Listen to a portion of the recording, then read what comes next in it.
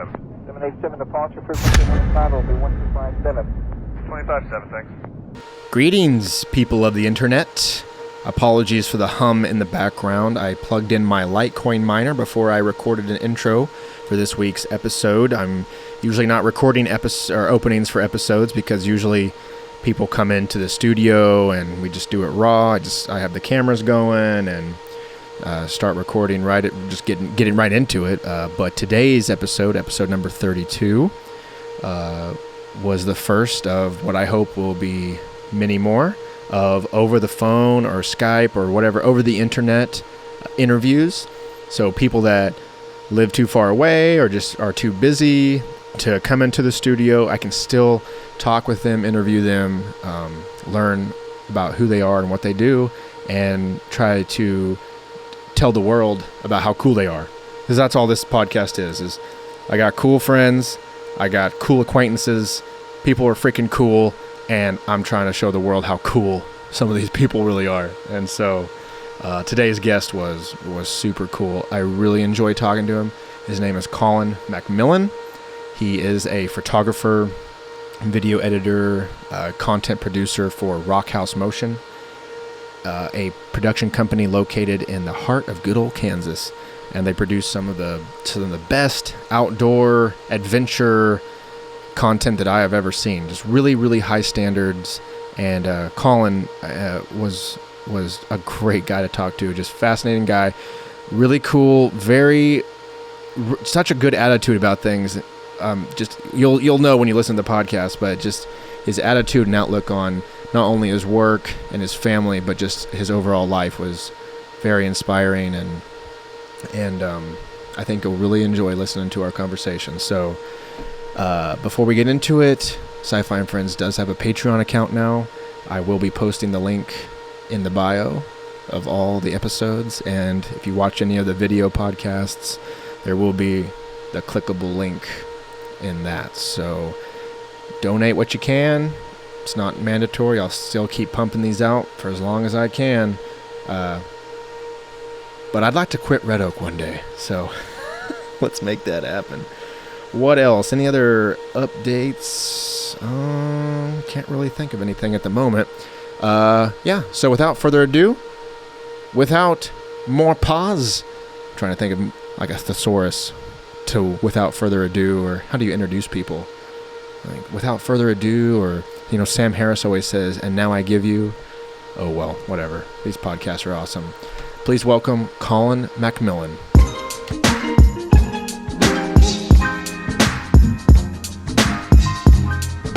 Colin, thanks for coming on the podcast today. Yeah, man. Thanks for having me. Like I was saying before I hit record, you're like the first over the internet, over the Skype. I know we're doing this over phone or whatever, but you're like, usually I have someone in studio. I'm looking at them. We're both drinking a cup of coffee or something. I'm in a room by myself. Ooh, coffee's a great idea. I know. I did a little research, and I saw that you're a coffee addict. Yeah, it gets that way. Yeah. Usually, I pride myself on I roast my own coffee, and so. Oh man. Yeah. So when the guest comes over, I usually try to get something like super high potent, so they get chit chatting, and I just kind of sit back and let them do the thing. The secret of the podcast host. That's right. Just take a sip, just one sip. Come on, it's great. Well, awesome, man. Well, I think originally how we met is I bought a camera off you. Is that correct? Yeah, you got the Sony from us, right? That's right, yeah, from RockHouse, Yeah. and you guys hooked me up with a really good deal, and we started chit-chatting that way, and I believe one of us added the other one on Facebook, and then come to find out we had some mutual friends, and I thought you were a fascinating guy, and kept up with a lot of things that you were posting and working on, and I thought, oh, what a great candidate for the podcast. Yeah, heck yeah, that's cool. I usually tend to think of myself as a not fascinating guy. That's probably why you are fascinating. It could be, or putting on a good show. That's right. So I guess we'll just start, at the beginning, just give a little bit of a backstory of where you started. You've been in the game of editing and shooting and media production for 20 plus years, so you've seen some changes and had some experiences, but where did everything get started? Oh man, if we go all the way back to where it started, I was in high school, Nice. And when I turned to a junior, you know, you can start to take photography class, at least at the school I went to. And so I did that. And you know, my parents, my dad had cameras all the time. You know, he was kind of an amateur photographer. And I used his camera and ended up breaking it. At some point, I probably need to give him a new camera. Right, like repay him. But anyway, started out shooting film just because that's all there was back then. This would have been like 98. And man, it was the only thing that I figured out that I was good at. I would try to skateboard with my buddies, and I was terrible at that. But I always brought my camera along, and I could shoot photos of them doing cool stuff. So it kind of became my thing, and I stuck with it through college. And then I ran out of photography classes at college and dropped out. Nice. And went straight to work for a studio that I ended up working at for 13 years. So I started there processing film and printing black and white. And then the transition to digital happened, and I raised my hand and said I could be the Photoshop guy because I make flyers for my band. Nice. You know, on Photoshop. And that kind of, I think I was lucky to be in a transition period where I kind of had some experience with the software. That's really cool. It was, I feel like it was just a lucky spot to be in where it's like the Wild West and nobody knows how to do it, and everything is brand new for everyone. So even playing field, and if you can play around and find things that work and find things that don't work, it was, I don't know, it's just a great time to do that and learn and figure things out. Oh, for sure. And you know, like back in the day, you know, Photoshop wasn't promised. You know, now it kind of runs the game. Adobe is the king. But back in the day, it was just kind of one of many image editing softwares. So good choice. Exactly. Yeah.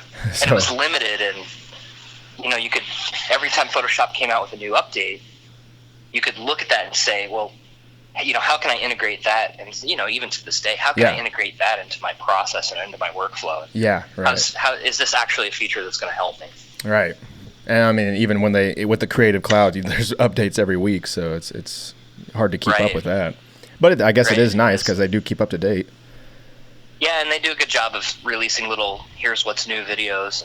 Then you can check the box and say, yeah, that's going to work for me, and I'll try to figure out how to master that tool. Yeah, I think they listen to their audience too quite a bit. You know, if there's a bunch of people that have a problem or they want something to be implemented, I feel like they do a really good job of implementing that, whatever that might be.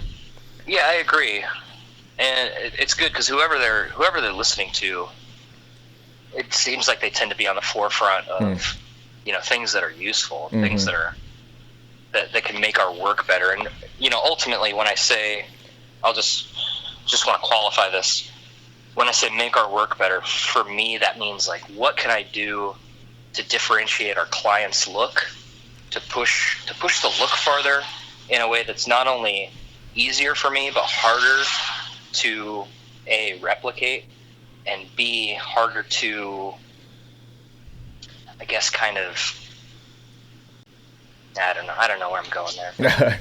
I understand what you mean, though. It's just like everyone gets the same program, but how am I going to make this dynamic for RockHouse or ColinMacMillon.com or whatever it is, you know, because I have the same program that you do, but when we both post something to Instagram or Vimeo or whatever, you're going to have a distinguished look versus my look and everyone else's look. So right, and I'll kind of pull back a little bit from that and say that my look tends to be not mine. A lot of times I want to try to develop something that when you see this particular brand's photo and I took it, whether I took it 6 months later and then another one 2 months later, that look will be the same, and it'll be something that kind of says, oh, I'm looking at, without seeing a logo, without seeing a watermark or anything, so I'm looking at this brand. So you're saying that rather than go for like the Colin look across all your work, you go by brand specificity or whatever, if that's even a word. It sounds right. Yeah, try to develop something so that, you know, and it's not boring for me to just like do what I'm good at over and over. Put your stamp on everything. And there probably is some of that, but I try to keep a look specific for each brand, so that brand A client doesn't look exactly like brand B client right when they come to RockHouse. I think that's totally an artistic thing, like an artistic battle. And I always think of Johnny Depp, as you can always see Edward Scissorhands in all of his characters, which is just kind of, he's never been able to flesh that character. And in the same way with your photos or with the videos or the content that you're creating, you have to flush that and go to the next brand and ask yourself, what is this brand asking of me, to develop? Yep, exactly. That's really cool. So and it's kind of a balancing act, because I as I think through my answer now, there are some elements that I do often, and and messing with colors, and some color combinations work for me, and some of them I'm kind of like blah, Yeah. If you go to your website, colinmacmillon.net, correct? Yeah, I believe that's right. Yeah. There are like 4 different URLs that'll get you there. There you go. Well, the one that I was looking at, it must be your photography website where you're selling your pictures. There was some sort of pattern to all of them that I could tell, like, oh yeah, Colin definitely took this picture or edited this picture. So, I mean. Yeah, and that project kind of came. It's it's sitting somewhere on a shelf right now. I'm not adding to it, but I had a job where, if you're familiar with Kansas. Oh yeah. through East Central Kansas, there's a section called the Flint Hills, and I had a job where I was commuting through those every day. Oh wow. And I posted a photo on Facebook of I think it was one of those prairie burns they do in the springtime. Mm-hmm. And everybody's like, "Oh, that's so cool! That's so cool! I'd love to buy one." Oh. And I'm like, "Oh, really? Hey, there's an idea."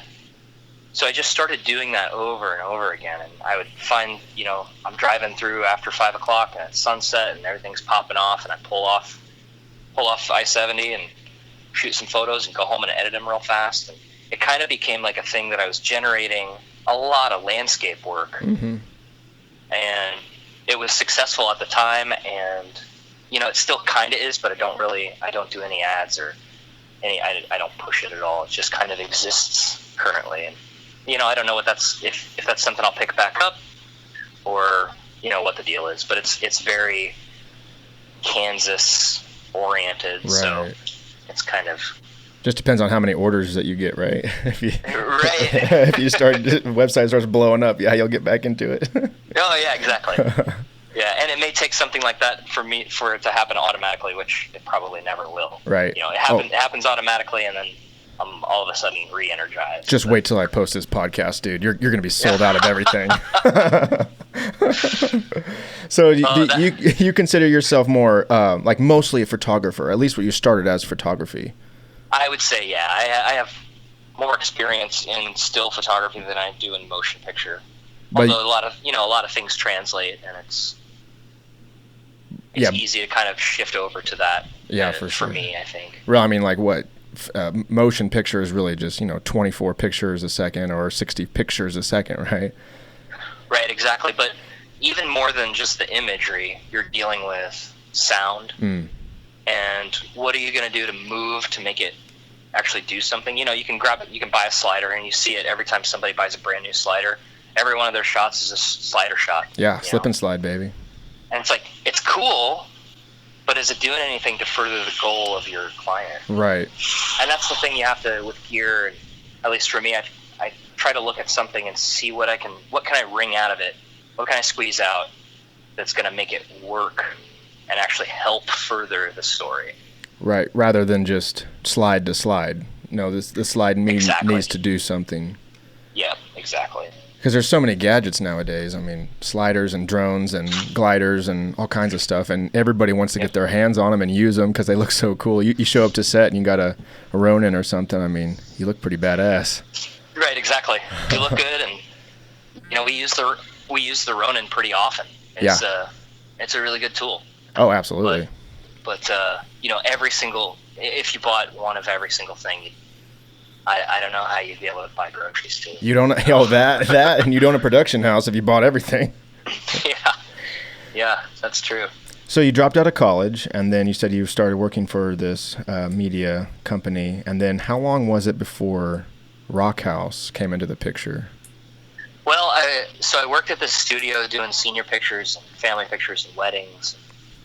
I did that for a long time, and then I kind of decided I wanted to try to do more commercial work. We were doing a little bit of that at the studio, but that wasn't, it wasn't happening a lot. So I went and found this small ad agency and ended up getting a job there, and the boss there, or the owner, super great guy. He is like, are you interested in learning how to shoot video too? Like, we could really use somebody who could do that. Nice. And I'm like, yeah, absolutely. Because the cameras that we buy for stills do it automatically. Like, you almost need no more gear except for all the gear we just talked about. Yeah, for sure. But I spent the first 6 months of that job watching YouTube videos on how to make videos. So to translate everything I knew from stills and how to light things and how to be a successful-ish stills photographer, and then apply that to motion picture was really exciting. And I stayed with them for a couple of years, and then I met Matt and Dustin and Aaron on Facebook. Nice. So we were just Facebook friends, and we'd like each other's photos and be like, oh, it's really cool what you did there, and that kind of thing, like right. Everybody does. Yeah. And I think because I lived so close to them, it was easy to go over and help on shoots and fill in, when things, when they needed more hands. So I would go do that, and we just became great friends. Eventually they were like, hey man, you should come over and work for us. That'd be really cool. And I was like, I totally agree. Yeah, that would be really cool. Yeah. So we did that in 2015, and I've kind of been we all do everything. Mm-hmm. Dustin can shoot, edit, Matt, Aaron, me, all of us can do all of that stuff. And so to add one more guy who, Aaron and Matt are on the road and nobody's at the computer, they can call me up and I can pick up where they left off on a project. Nice. And the workflow becomes kind of seamless between, four dudes who are really busy capturing, but have, some lulls in the schedule where they can pick up and edit too. So is that kind of where you feel most comfortable is at the editing bay, or do you have... It's kind of like one of those things, like if somebody gave you a grocery bag full of chocolate bars, you'd be like, yeah, I have lots of chocolate bars, and then you get kind of tired of chocolate bars. I hear you. You want to go eat some vegetables for a while, and then you get tired of vegetables, and you want to go eat some chocolate bars for a while. Yeah, you need some diversity. It kind of gets like that. Like, I really enjoy both of them, but like, let's sprinkle in some dessert every once in a while. Right. So how much shooting do you actually get to do? It goes up and down, but when I'm busy, I'm probably on the road shooting for 2 weeks out of the month, sometimes 3. Okay. And when it's slower, I'm at home editing for, it kind of flip-flops. So I'm in an edit phase where the guys are on the road until October 20 or maybe 18th. So I'm here editing stills from Logan, Aaron's girlfriend's elk hunt. Oh, sweet. And some other work that we're working on. So as far as like data transfer, I mean, they're on the road. They're probably like out west somewhere if they're elk hunting. Is that all over the internet? Are they just sending all the data back through Google Drive or Dropbox or something? Or so the way our workflow works is when we shoot a project, we make 3 copies of every drive. Wow. And I get a drive FedExed overnight to me after the shoot's done, and then we put one on our server and then keep one for backup. So it's at the studio in Geneseo, Kansas. Wow. There's all of the footage and everything from the job, and then I have that at my office at home in Lawrence, Kansas. And then a lot of times the client gets a drive too, so that's where the third one comes in. Oh, wow. But we don't do a lot of transfer online, with the exception of things that change frequently. Like let's say we're working on a print ad. I'll do the initial design and I'll put it up on Dropbox, and everybody will look at it, and we'll make an adjustment, and then whoever's delivering to the client, whoever's the client contact, can pull that information from Dropbox. And so, with RED files and then even DSLR footage, it just gets to be so much that you couldn't possibly do it online. Oh yeah, you guys are using the Dragon sometimes too, I saw. Yeah, exactly. So good luck with that. Yeah, the amount of data is just nuts. So I think for now the solution that's working best is to just ship hard drives all over the country. Yeah, and they actually have a system. FedEx overnight, they have a system and the Fragile and everything. So I think that is actually pretty viable. Yeah, absolutely. I lived out in LA for a little bit, and I worked for Defy Media, this big internet company. Do a bunch of fail videos, or they just buy fail videos. We did prank videos and stuff. But I was a production assistant, and many times I was dubbed like the protector of the data, and I'd have to drive all over town, which is drive after drive after drive to this editor and this guy, and yep. I had gold in that van at that time. Isn't that funny how it used to be like when you shot film back in the day, like that's all you have. You have negatives. And if something happens to the negatives, you're totally effed. Oh yeah. But now we've got, everybody who's involved gets a copy of the original media. Right. Which, diversifies it, safer. Spreads it out over. To drive around. But. Yeah, spreads it out over how many servers and at the backup of the backup of the backup, Yep. I got a good buddy, Colin Crossland, who's slightly paranoid, and I don't know how many backups he has of his editing stuff. Maybe like 3 or 4, like automatically just do it. Yeah, but I think to default to paranoia is probably the safest move you can do. Oh, just lose your footage for one project and see how that feels. Right, exactly. You will never not back up anything ever again. Yep. So, sorry. Just listen to the story of somebody who did, and just learn from that. Don't say it'll never happen to me. Right. Just thinking about it kind of makes me sick. Yeah. So when I was looking at RockHouse, actually Zach Collard is the one that pointed me to you guys. We did a night vision rental commercial, and we were using these Sony A7s, and he mentioned RockHouse, that's where he had got his, and that's kind of where I first heard of RockHouse Motion. And then as we started becoming Facebook buddies and everything, I was checking out the website and stuff. The website looks awesome. You guys cater to outdoor or hunting or almost like adventure style type shoots. You guys have done things with Hoyt and Toyota, Mossy Oak. So you've niched in the outdoor world of media creation. We have, yeah. And I'm only 2 years into working with RockHouse, so a lot of that was before I started, and it's changing just a little bit now. We're seeing more calls come from different kinds of brands, which is cool and fun. But it's also really fun to be outside and do the thing that we just automatically love. Yeah. Were you an outdoorsman before you ever started with RockHouse? You grew up in Kansas, so I imagine you have some sort of outdoorsy. Right, I was a little bit when I was really young, and it kind of went away, after probably around high school, just because of the circumstances or whatever. Mm-hmm. And just before I started with RockHouse, it was coming back, but I was doing it on my own, and I was like relearning and learning new things, but I didn't have a lot of buddies that were into it. Mm-hmm. But now it's everything right now. Yeah, you're surrounded by it. Yeah. So when I first looked at RockHouse and like some of the reels and things, I would have never been like, yeah, that's smack dab in the middle of Kansas.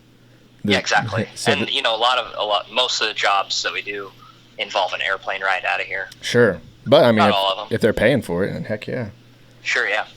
So one of the questions, like I said, I moved out to LA because that's what I thought video people did or movie people did, and then just throughout the living out there for a little bit, and then moving back to Oklahoma, Kansas area, the advancement of technology and the powerful internet capabilities. You can be, like you said, we can be anywhere in the middle of Kansas. Do you find that Kansas has any advantages, being out here as far as being a media creator?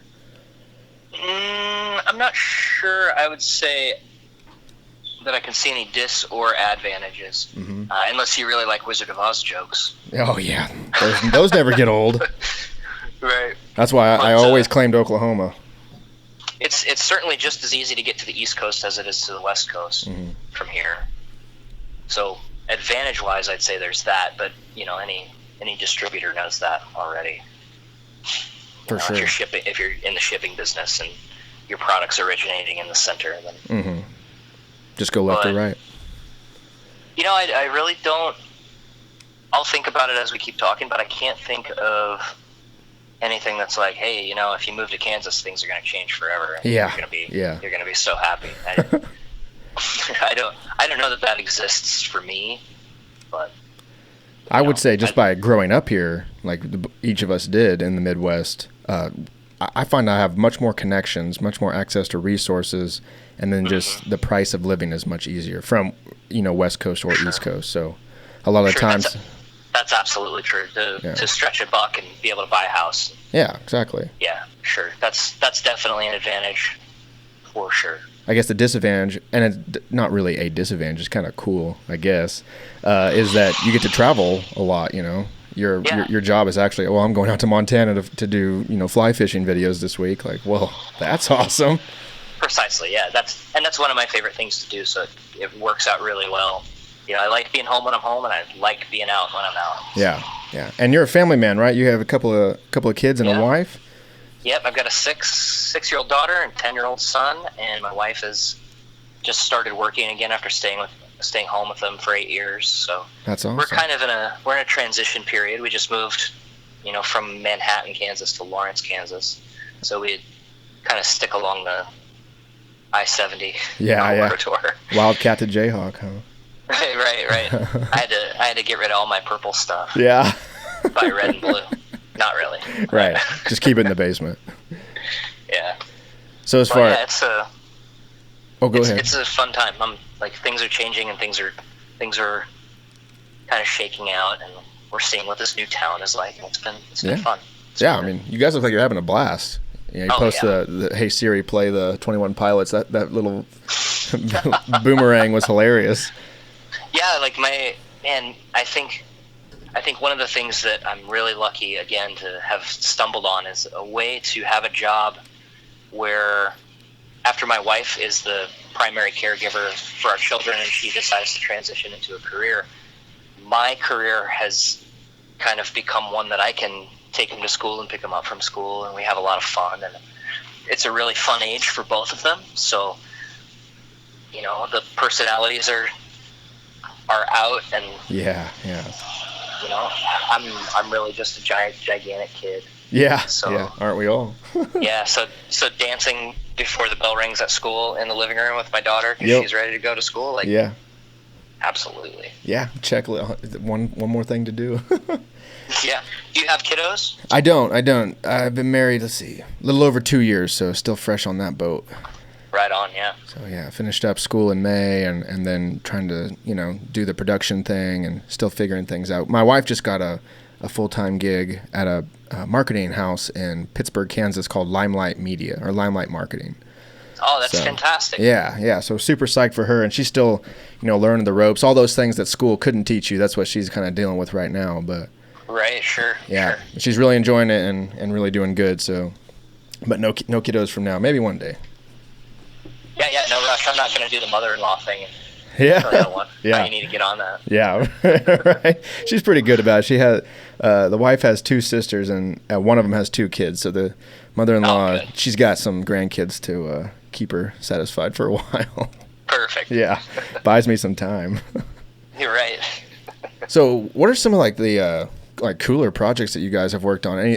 Particularly you with RockHouse, it seems like you guys are, outside or driving some sort of truck up a mountain or, really, really adventurous stuff. Is there any particular project that sticks out to you that you had a really good time and produced a really good piece of content? But the one that I'm doing right now is the project that's my favorite. Awesome. I just kind of dive in all the way, and I think all of us kind of work this way. Is the thing that's happening now is the thing that's the best. So for me right now, these elk hunting photos that I'm editing, we have to make a photo essay. So Aaron shot all these stills, and then he sent them all to me, and I'm going through, and it's fun because I think, and I have to check with Aaron to make sure that's okay, and there's not already an outset look, but I think I get to kind of develop a look for this project with the color and the way that we handle the finishing on the files, and I'm really excited to push that around and see how can I do something that's different in the space, but still not so different that this project doesn't look ridiculous, Right. So it still makes sense, and then sunrise photos can flow with midday photos, can flow with jet oil on the back of the truck photos, and all of those things can work together to make this essay happen. But at the same time, there's some differentiation in the look. Right. And a lot of times, there isn't already a pre-established thing, and clients will just be like, "We trust you. Do your thing. We know it's going to be great." And that's my favorite. You probably prefer that, right? That's just like the teacher saying it's time for recess. Like, let's play. So that's a crappy answer for you, because I know you want to hear about the almost bear attack, or I was waiting for that, but that's okay. Yeah. I don't know if I have any stories that's all like good. that, but when I first got hired on, probably because it was the first time I had ever done anything like this, the guys were working on Beyond the Roar, the moose hunting film up in the Yukon, and they flew me, and I got to bring my little brother up, and we did some car camping and went around and shot these epic scenery time lapses. Oh, nice. Of the Yukon landscape, and I just remember every time I'm standing there listening to the cameras churn through the stills, click, click, click, click, click. I'm just thinking, man, I'm shooting time lapse in another country, and there's nobody around for 100 miles. Oh yeah. It's the coolest thing ever. That is really cool. That'll change your life. It will. It'll change your life, and it'll, I think make you kind of appreciate all of the things that it took to get you there. Because if I look back at my story, it's not all like, here's a trophy and everything you do is wonderful, and that kind of thing. Just especially early on, people tell you that your shit stinks, and you're like, oh man, that hurts. I guess I'll never do that again, or I think that guy's wrong, or you kind of have to balance those things if you're gonna adjust or get better, or maybe not adjust and just know that you're always right. Or just plow through. One of those things gets you hired more than the other. Right. Yeah, for sure. But those moments though are much needed. It's just to reminisce, and it's funny that you were in the Yukon where it's probably just dead quiet, if not for some birds or something, and you're just isolated. And it's like, well, what else? I don't probably no cell phone service, so it's like, well, I guess I will reflect. And when you do, it's like, oh, okay, everything kind of starts to fit together a little bit better. And right. And another thing that does, since you mentioned the cell phone, is when you get outside like that, and especially because I tend to be really into editing, especially stills, pushing a raw file into something that's the final image is, that for me, that's the really fun part. And squeezing all the things out of it that you can to make it successful is a fun part of the process for me. And I think part of what I like to do in those situations where there's no cell service and you're just sitting waiting for a time lapse to get long enough that it can last on the screen for a long time. I think one of the things that I do is I look and see what kind of things are happening naturally that I can go in and add to a photo that maybe it didn't happen in. So that if you're editing and you're kind of stretching the truth about the way things look, you're doing it in a way that is feasible. Right. It's sort of naturally. You take this foggy sunrise nugget about what happens to, think about if you're standing in a foggy field and there's a tree line out across in the distance and then a mountain just a little further than that, or a hill. But if you'll notice the black levels of the things that are closer to you, are a lot deeper than the things that are further away. Uh-huh. And you can do things in Photoshop to paint that kind of that depth in, where even if the still that hit the sensor doesn't have that, Mm-hmm. you can add that depth in a way that is realistic and that doesn't look wrong. I've So never thought that way before. Paying attention and noticing what's happening is one of the big things that you can, you're walking around with your toolbox and you can add some tools into it while you're making actual work. So like while you're shooting something or filming something or taking a picture, you're kind of editing it in your head as the process is happening. Yeah, exactly. And maybe not even for that project, like, because it's already happening, right? So it's gonna have that look and that depth perception automatically baked into the file. But when that isn't there, and maybe I want it to, because I want a product or a subject to stand off the image a little bit more, I know that I can use that, just as one example, that drop in black level as distance happens to make that depth feel happen in a way that is realistic. Oh, that's fascinating. I've never thought about it like that, Usually I'm worried about, man, I hope I push record. Right. I hope I push record. I hope this doesn't look as flat as it looks right now. Yeah. All those things. Yeah. There's so much relief when you get into the editing bay and everything kind of starts falling together and you're like, oh my God, I didn't mess this up. Right. I never like anything that I shoot until I see it on a computer screen. Yeah. Like, almost never. Yeah. It feels really good when it all turns out. Mm-hmm. So what I would be really curious to you've been in the media content creation for quite a while, in the outdoor media creation for a little less time.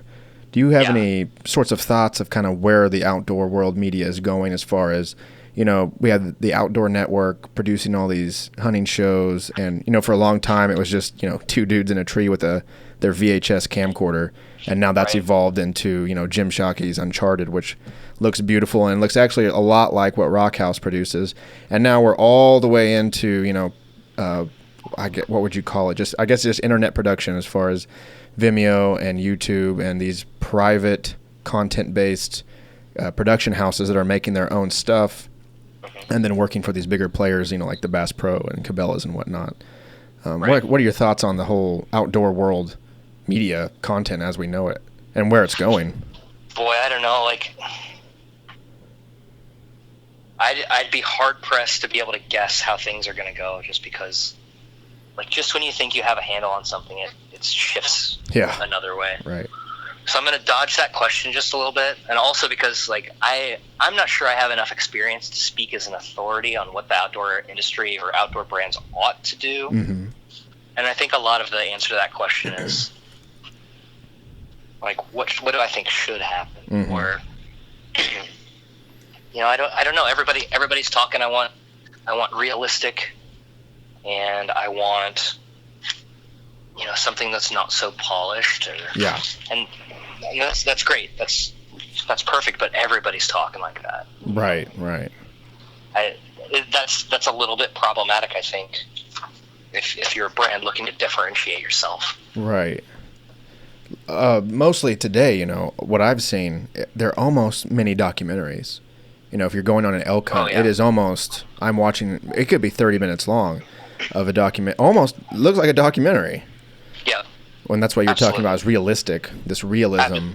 Absolutely. And I think people really want to be told a story, obviously, and everybody's been saying that for a long time. Mm-hmm. And I think when you put relatively inexpensive storytelling tools into the hands of a lot of people, that you get stuff like that kind of rises up, and it's like, well, if everybody wants to hear a story, now's the time to be into making stories. Yeah, right. And the equipment's never been easier to get your hands on, and exactly. It only takes 30, well, depending on how good your internet speed is, 20 minutes to upload a video, and then a couple of shares and you have 1 million views. Which back in the day, you're looking for people to buy it and people to produce it and people to watch it and everything. Exactly. So we live in really, really fascinating times as far as producing content and then pushing it out into the world, Yeah, everybody gets to be their own distributor. Mm-hmm. Everybody's their own newspaper. Everybody's their own magazine. truly is. I have a Yeah. podcast. I'm on a radio station right now. Exactly. I don't have that many listeners, but how many podcasts are produced every single day, and how many topics do people talk about? And it's crazy the amount of data that we produce as a species every single day. Yeah, it's wild. And to just be able to stumble across something and be like, oh, that's super cool. I can't believe I've never seen that before. Right. I can't believe more people aren't doing that. It's just, everything's just building and building and building. It's a really neat time to be around, but it's also a really noisy time. Mm-hmm. Like, which really podcast should I listen to? Oh, right. You only got 24 hours a day, and right. How are you going to listen to podcasts for 24 hours? I mean, probably not. Yeah. I'm guilty of putting the YouTube on twice the speed. Oh, yeah. Yeah, tutorials, or if I'm listening to a podcast that's pre-recorded, maybe twice the speed, just because I got to get through it. I can't. I have all this nonsense. Exactly. I don't need to hear the bumper music 8 times. Yeah. Or the intro of, Jody's Bitcoin miner, and just it's spinning, it's on flames, the bass hits. I'm like, just tell me how to turn the thing on. Right. It's hilarious. Some of it's pretty cool, though. But, let's see. These are good questions. I'm sorry I can't give you better answers. I'm the kind of guy that kind of shies away from being the palm reader, Oh, it's good. I mean, I did some research, and mostly I'm just looking for opinions. And you're the guy that's in the game. You're the warrior in the arena, and it's kind of like, what are you seeing, and what do you think? I mean, you could be totally wrong, but it's just you'll have a unique opinion on these sorts of questions and ideas. So don't shy away. You're you're totally cool, man. You could tell me the outdoor world's going down, and next year there'll never be another video, and I'd take your answer. I don't know if anybody's going to crash out and never make videos again. But. Right. Highly unlikely. Maybe if the sun blasts an EMP and we lose all our electronics, maybe. Yeah, then what do we do? Well, let's talk about that. We start cave painting and taking ayahuasca, and we'll get back on track. We'll figure it out. I don't know what else to do. Well, I guess I'll ask some advice questions as far as if there's someone like a younger kid who was trying to get into this sort of thing, whether it's photography or shooting video, what they could do at that moment. And then as far as if one was trying to build a production house that wanted to do big clients like Cabela's and Toyota and all these things, what would be some advice that you would tell these people? So the best I can do is tell you what worked for me, because that's the only thing that I know that's actually true. Again, just for me. It's true for me. That doesn't mean it's true for everybody. But number one, I think if this is something that you want to do, is get your chops up. Play all the time. Have a camera with you all the time. Learn what works and what doesn't work. And really, that's a matter of taste. If something you think is really great, but it's actually a pile of shit, like that's not necessarily the right direction to go. But when you see other people react in a positive way, people besides your mom and dad and the people who are supposed to encourage you, but when you see people reacting in a positive way who aren't those people, then you're kind of on the right track. You're developing a work that has good taste. The blacks are in the right place, the colors are right, everything kind of makes sense. It looks good. You know what to look at. You know what you're supposed to get from the image without being told. I think being able to play and fail and knowing what failure looks like is so important. So you're saying watch for the signs, know what failure feels like, and know what success feels like, and don't get drunk off either one. Right. Just kind of keep it steady. I mean, be excited when you're successful. That's great. Do that. And when other people are excited for you, like, join along. That's also great. But don't stop there. Sure. Somebody's gonna chase it. Somebody's gonna come up on it. Somebody's gonna do something that's better than you, and you're gonna be like, man, why didn't I think of that? Yeah. Well, and that's okay. They did. One of the exercises I like to do a lot is to look at something that blows me away, and then instead of sitting there and saying, oh, well, they used 3 lights in that shot, and I can see where the lighting was. They graded it this way or whatever. Actually go in and try to do it.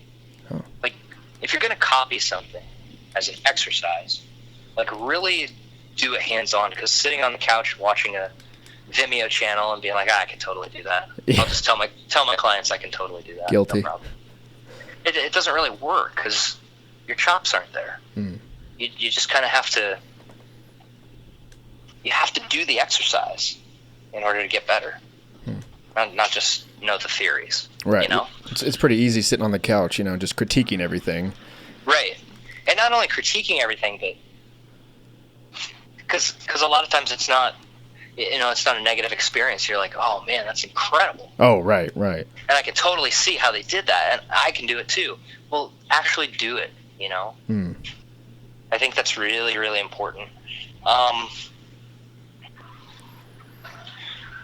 One other thing that's important to remember is that most of the business that I've been involved in is people business. Like, photography, like, if you can make photography, that's great. A lot of people can do that. If you can make videos, that's great. A lot of people can do that.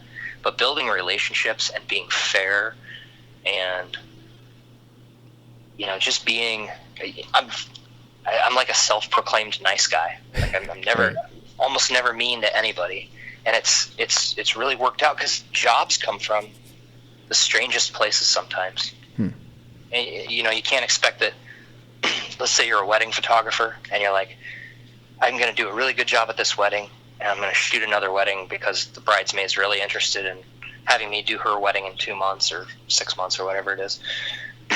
But what I've found happens is the father of the bride has, let's say, a metal shop and they're building a website. And even though you're working on wedding photos, like, your attitude's so great and you're so stoked about what you're making and everything's a positive interaction, and he's like, man, could you come shoot photos of my metal shop? Sparks flying and like all this cool shit. I'm like, well, yeah, let's do that. I've never done it before, but I'll say yes to it and I'll do some research and see what kind of stuff can I expect. And then I'll go into the project and I'll spend some time walking around and looking at what's happening and, what's the story there? I don't know. If it's a brand new kind of thing, a brand new project, I don't know exactly what's going to happen until I go in and see it happening. And I'm like, okay, got to get that. That's on my list. Got to get that. And so, like, going back to where I started, the jobs come from such strange places that it's worked well for me to just kind of like be nice and be friendly and don't be like that artist who's all like, I'm always right no matter what. Like, listen to people who are on the sidelines saying stuff. They think that their ideas are just as important as you think your ideas are. Sure. And so when you bring people in and people are able to have a voice and it becomes like even something like a wedding. Mother-in-law's got this shot she's got to have. Just do it. Yeah. She's gonna be so happy with you, and then her husband is gonna hire you for something else, and then that's gonna open up some doors to some other kind of work, and you're gonna find yourself not just shooting weddings all the time. And if that's something you want to explore, then I mean that's been my experience, is that you'll end up shooting something that has nothing to do with where the client found you, and that's really cool. It just comes back to like being good with people and being fair, and I think that's really important. Yeah, it's just about being, a pleasant human being. Exactly. You're at this person's wedding, and if you're like the snobby Steve Jobs over in the corner that doesn't want to do anything that the bridesmaids want to do or anything or whatever, then it's like their special day. If you think about the ad agency, so you were going to do a job for an ad agency, the people who are from the agency that come and are on set with you, they're out of the office. Do you think that they want to spend their time away from the office, like not having a good time, just like constantly battling with the expert photographer on what their brand should look like? Right. Absolutely not. Right. Absolutely not. If they go on the road and they have a good time with you, you're doing the next job too. Right. So you save that artistic choice for like personal projects. You go, over the weekend I'm going to work on this, and then I can do what I want to do. You could. This approach to interacting with clients and working together is a really good, I guess, space, or a space that's conducive to trust. They trust that if you're going to try something, that it's going to be right, because they know that you're on board with their brand and their company 100%. So you're not just trying something because you want to try this brand new light. Or maybe you are, but you're going to try the new light in a way that kind of furthers the project. And there's this trust level that you build along with being nice and being fair that makes it so you do get to do the creative exercises and the play in a real job environment. That's the best thing, when they're like, I trust you, I know you're going to do great, do your thing, here's some guidelines, I have some ideas, and you integrate those. And a lot of times I find when somebody has input like that, it furthers the project. And then like, oh, Colin MacMillon's work is so great, but like what you don't see is that there's an art director who's like, hey, kick that up just a little bit there, and let's bring in one more thing. Let's when we do the edit, maybe let's pull some of the green out of this so that orange, that's our brand color, can really snap, And like people don't see that, and they maybe want to look at a piece of work or a body of work for a project and say, wow, Colin MacMillon is just, he's got it figured out. But there's so many people that have a hand in what that final image looks like. Sure. That I think it's important to kind of celebrate that. And like when you work that way, it's just really easy to work, and it's really easy to be successful, I think. Yeah. Yeah. One great thing about you, and I've only been talking to you for, about 50 minutes, is that your attitude is just stellar. Your favorite project is a project that you're working on, and whatever you're doing, you're just psyched. Whether it's a wedding, or you're shooting this machine shop with Sparks, or you're in the Yukon, you're just psyched to be doing it. I think that says a lot about your character, and also says a lot about your success. Well, and I thank you for saying that and noticing that. But like, if you really step it back, and if it's your job to go out and carry a camera around and take pictures of stuff, like, you better be all the way excited, dude. Yeah. That's your job. That's the greatest thing ever. Yeah. Right? Oh, absolutely. Like, how that's the dream. How could you be a grouch when that's the way you put food on the table for your kids and your wife? Oh, you can always go back to a cubicle or serving tables. I mean, those are always there. For sure. And there are some people that's the right job for them, and they'll be happy doing it. But that isn't me. Yeah. And so I really feel lucky to, I guess, kind of find myself. I'm very not an active, like, I'm not a goal setter really, or a 5-year planner.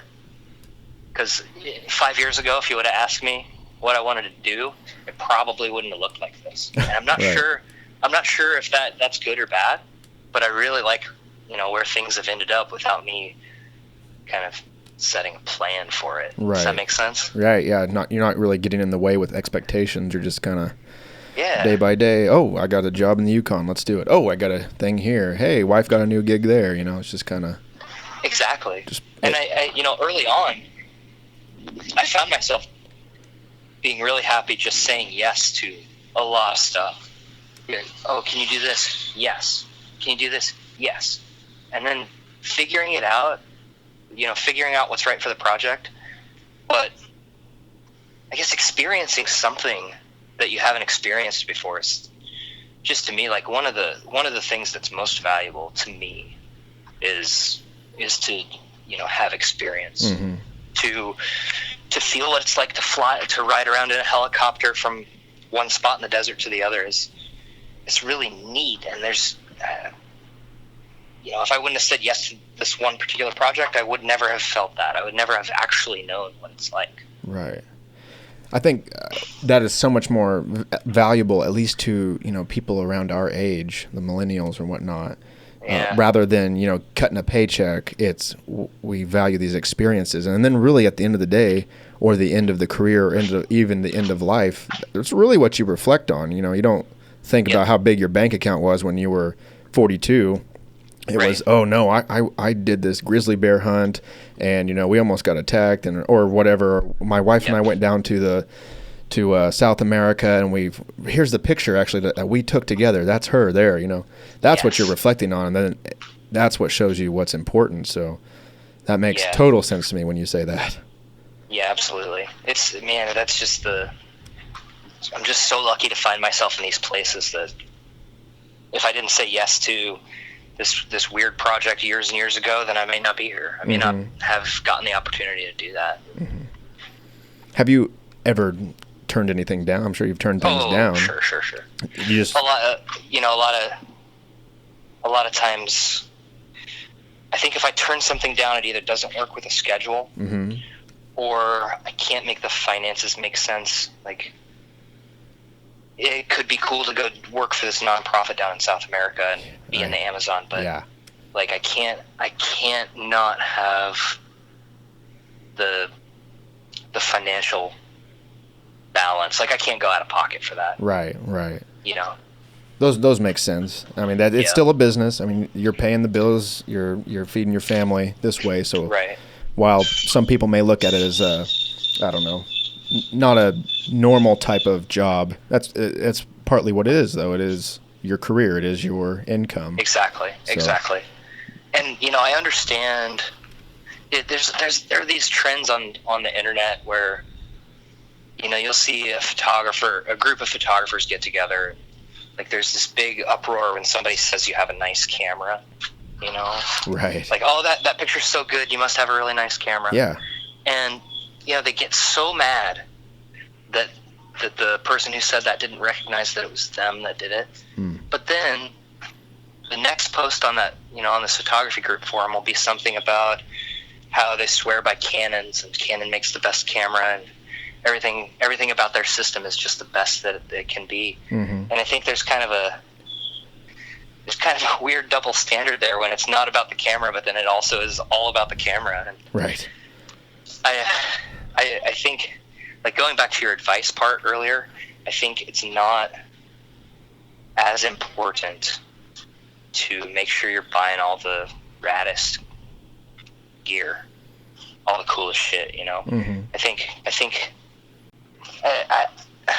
that's kind of true, and it's kind of not true, I guess. Right. There are some things that some pieces of equipment do better than others, and so, like, if you've got a project that's going to be super low light, you probably need to look at a A7R2, or S2. Which one is it? S2. S2. Thank you. That'll be the spot where you edit. You probably look at an A7S. I can do that. I'll do that for you. A7S2. Because it really flexes in low light, and that's great. Right. But, like, if you just base, I think I'd kind of gone off on a tangent. No. Actually, one of my questions was how much does equipment matter, but I kind of just you kind of answered it right there, so that's fantastic. Yeah. I think what you're trying to say is don't allow, the idea that, I don't have this piece of equipment, so I can't do this thing. Right. Don't let it prevent you from actually creating something. Right. Exactly. It may not be the Ronin, but get your tripod out and use it as a Steadicam. That's all you got. Just do it. Yep, that's exactly right. Like, and when I first started out, before I was like buying equipment like that, like the camera support stuff, I was making it myself. Yeah. Right. Like, oh, I can make a dolly track out of PVC pipe and strap my tripod to it. Yes.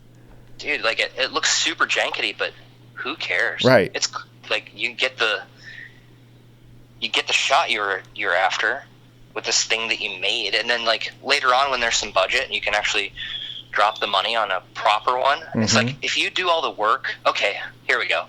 Here's a good analogy. I used to play guitar, and when I was super young, right around just starting high school, my dad bought me a guitar, and I was really disappointed that it wasn't a Fender Stratocaster. Uh-oh. Right? I'm like, man, Dad, I said I wanted a Stratocaster, and you got me this thing that's shaped like a Stratocaster, but it says Hondo on top of it. Uh-huh. But as I played that guitar and learned how to play, like, it was harder because it wasn't a great guitar. I had to adjust myself. If I was going to match the songs that I was listening to in my stereo that I wanted to play along with, I had to adjust, and I had to know what it takes to make the sound right. So then later on, when there's money and I'm a young kid and I want to get a real guitar, I get it, and that tool is so much more powerful because I've done all the hard work to figure out, like, what I need to do to make the sound. And when the equipment is really good, that hard work that you went through earlier with the bad equipment is still there, and it's still experience that you have. Right. That's beautiful. No, that is spot on.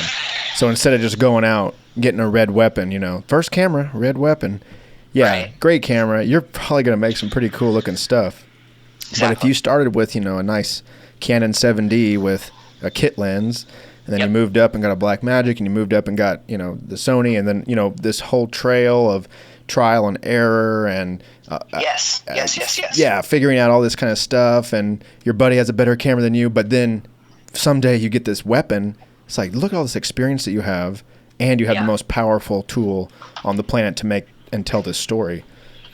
Yeah, you've got a tool that does a lot of things, and you know the kind of things that you want to try to do. I think that's the thing. Like, oh man, I wonder how easy it would be to achieve this thing that I worked so hard to achieve earlier. Right. Right. Like that's it. That's the thing about gear that I think is important to remember is that, obviously people are making cell phone videos and they're doing it commercially for like large brands. That's crazy. But it's not about that cell phone that took the photo or took the video. It's about the story that's in there. Right. And that's what the YouTube generation got backwards a lot, and myself included, was that we would watch these short films or these little camera tests, and the whole discussion would be about what camera did you use, what's your settings, what lens, and very rarely was it just something that was so mesmerizing that who cares what you shot it on? It was an awesome story or it was a beautiful image, Exactly right. I've got a friend of mine, Jim Richardson, lives in Lindsborg, Kansas.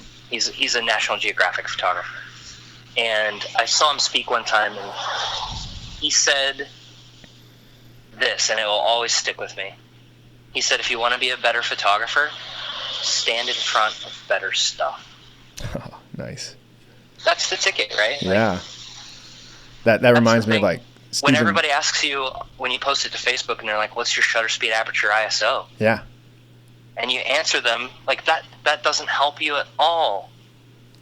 But the important thing that you're not asking is, like, where is this? What time of day is it? Like, what did you do to make this thing all come together? Right. The camera settings are so not important. Right.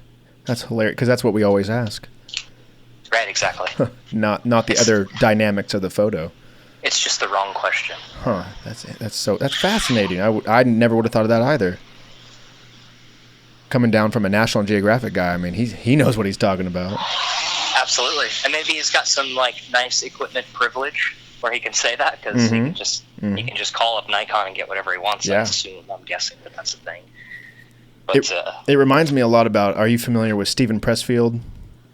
I'm not. Oh, no. man, there's a great book, and you might have heard of it once I start talking about it, but it's called The War of Art by Steven Pressfield, and it's just all about resistance, this unseen force of nature that keeps you from doing your work, the procrastination, something that writers or movie producers or whatever, anything creative and artistic that people deal with, I should be writing my screenplay, but the dishes need to be washed. That he would term that as resistance, and he speaks mostly to the writers in the book, but it's along the lines of what your friend was saying about stand in front of better things. It's like, you want to be a better writer, write. Don't buy any more writing books. Don't go to any more seminars. Do Yeah. Do that. Do the work, And then afterwards, read your book, try to get better, improve your craft. But if you're not actually doing the craft, if you're just watching YouTube all day on how to take portraits of a model, but you're not taking portraits of a model, exactly, you need to reverse those priorities. Yeah, that's exactly right. So, and I think there is something to be said for go ahead and do the dishes and think about what the character in this thing that you're writing is. Like you can still develop ideas without actually doing it, but when you actually do it is when you learn whether the thing you developed in your brain actually works, or if it's going to work for something else later, or if it's not going to work at all, or if a slight variation on that would work. Right. You don't have to be doing all the time if you're still thinking about it, because there are things that need to be worked out. I like that.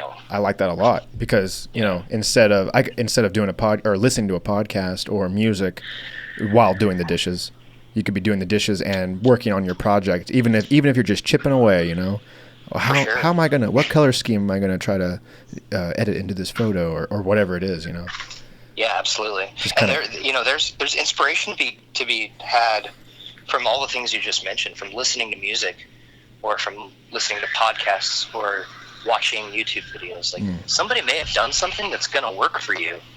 Like, there's an example of this thing I was thinking about being successful. When you push the camera in and it adds the drama, that's a look that I know it worked right here. Somebody worked it out. I can use that too. It's kind of the old saying, make movies or take photos or write stories that you would want to watch, look at, read, Yeah. Tarantino always talks about that. I'm just making movies that I would want to watch. Mm-hmm. So and that's a matter of having good taste or popular taste, So I know earlier you said you're not really a goal-setting guy, and one of my questions was if you have any future goals. But I guess my question, just would have the most fun all the time. Yeah, there you go. That's a lifelong goal right there. That's it. It's like a motto. I've got to keep it as general and overarching as possible, because somebody may call me up and I've never done what they're asking me to do, but it sounds like it's going to be a good time. Yeah. And so I'm on board, Do you have any sort of like dream projects, like something like, I would love to do something with this someday? Like maybe would you want to like photo Everest or go down to Africa or something? Is there some sort of project or thing that you want to do? I don't know. I don't have that, and it seems like I ought to. I have little fleeting ones that I haven't pulled the trigger on yet, but it probably will. I want to do. It's a good place to be. Yeah, I want to do a kind of a hyperlapse tour of this city that I just moved to.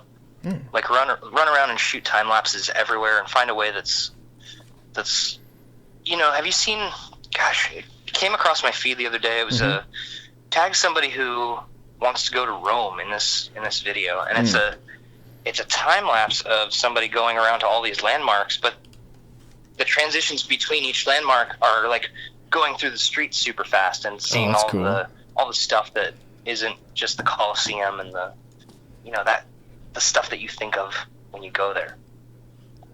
And the Colosseum, I think is that in Rome? Yeah. God, okay, good. We're on track then. Yeah. I think I saw that and it was really compelling, and I want to see if I can figure out how to do it too. And then what I'll do from that is take away, like, okay, that's doable. Yeah. Okay, that doesn't work. Okay, the weather on this day was different than the weather on this day, and so they don't splice together right. Like doing the pre-work in my mind, I'm thinking about it, and just talking about it right now, I might just pull the trigger on it next week. And you should start going and just see what I can come up with. Like, even if it never sees the world, like it never goes out on Facebook, that's okay. Like I'll still gain from it, and I'll still again have the experience. I'll get to see people around town, and they'll ask me what I'm up to, and we can talk, and maybe I'll meet some new people in this place. Oh, for sure. So many things come from that kind of exercise that it's really, there's no reason I shouldn't be doing it. Yeah. And what a great place to do it. I mean, Lawrence has all sorts of Right. landmarks and really cool people and history and all kinds of stuff. Exactly. I'm sitting in front of the computer right now, and I YouTubed it real quick, hyperlapse of Rome. And if this is what you're talking about, my mind is blown. Isn't it nuts? There's Holy. there's one of Dubai as well that's just like, stop it. Oh, I see it on the I see it in the related videos.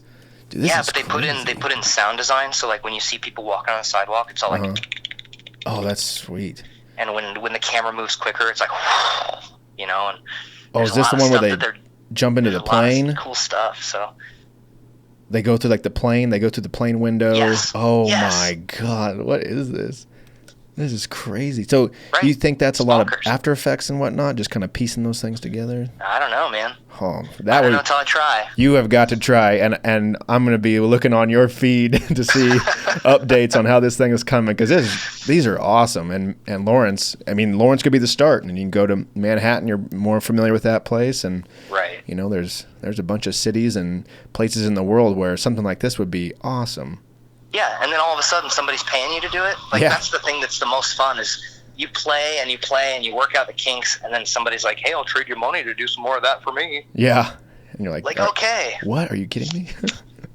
Yeah, these are incredible. Yeah, man, that would be cool. Yeah, so I want to try out something like that, and you know, see if I can put my own spin on it, or if it's too hard. Or But like you said, I mean, I don't know. if you just give it a shot, Right. the worst that'll happen is that you'll learn a ton from it and probably gain some new skills. The best is that you Exactly. create an awesome video in it, and a lot of eyes get to see it, and you also learn a lot. Yeah, I'm glad you said that, because that's something that I really enjoy. Like, you know, getting a paycheck is nice, having a job is nice, and getting to travel is nice. But like when lots of eyeballs see the thing that you helped create, that's really, for me, is really rewarding. Yes. I like that feeling a lot. Absolutely. My mom, she makes quilts, and just the other day she entered a couple of her quilts into a quilt show, and one of them won third place in this category, and we went on a Saturday, and it was kind of in this auditorium type place, so it was almost like a basketball court, and the auditorium was around, and so we just sat in the seats kind of close to where her quilt was hanging, and we just, you know, watched people come by and listen to the comments. And I mean, she had the elation that you're talking about, just people enjoying something that you've created. Right. That's a super special feeling. Yeah, when people notice, especially when people notice, like, maybe for your grandma, like the colors that she used, or the way that she stitched this corner, you know, or Right. something that she worked out, and she's like, nobody's gonna notice that, but when somebody does, man, Yeah. that is the coolest. Yeah.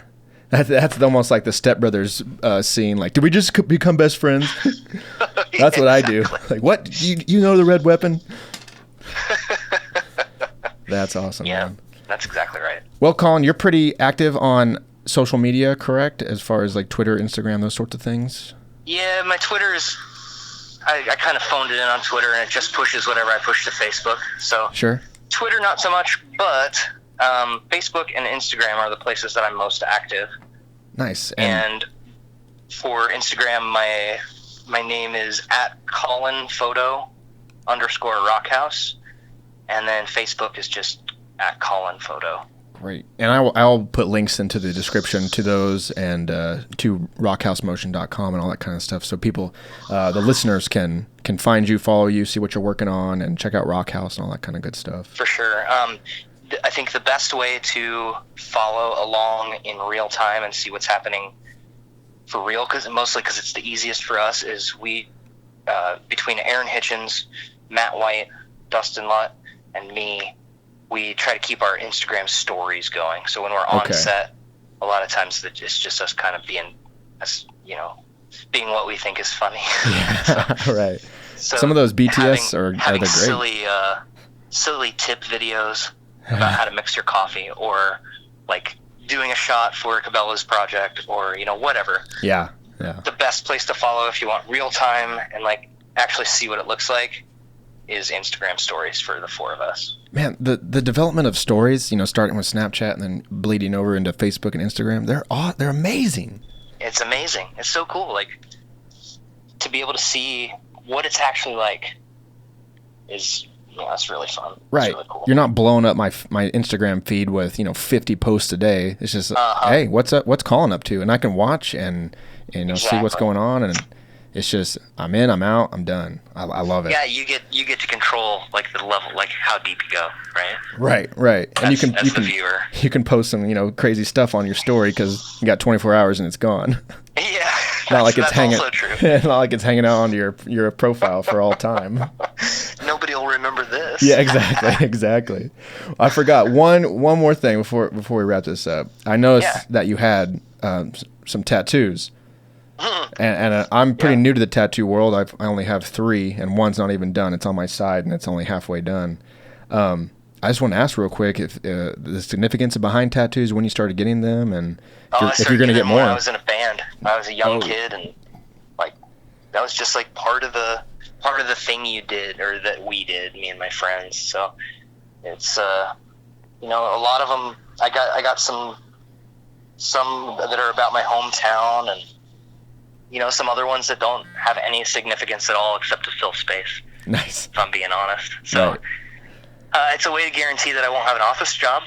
Yeah, right? Isn't that true? It's like, this is my guarantee that I will never go back. I guess I'm going to have to work a little harder because I'm a college dropout and I'm covered with tattoos. Yeah, right. And there's a lot of people with tattoos. I just bought a truck yesterday, and the finance manager, I could see up his sleeve, and he had some rock star looking tattoos. So yeah, world's always changing. Yeah, there are secret cool people everywhere. There are. Well, Colin, dude, thanks for coming on. It's been a blast. You're a fascinating guy, and I hope we keep in touch and maybe work together someday. That'd be super fun. I think it would be really cool. Keep up the good work, and let's do it again sometime. All right. Yeah, let's check in. I'll be in touch with you. Cool. I mean, we live in the same state, so yeah, absolutely. Might as well. Shouldn't be that hard, right? Yeah, for sure. All righty, man. Take care. All right. Thank you. All right.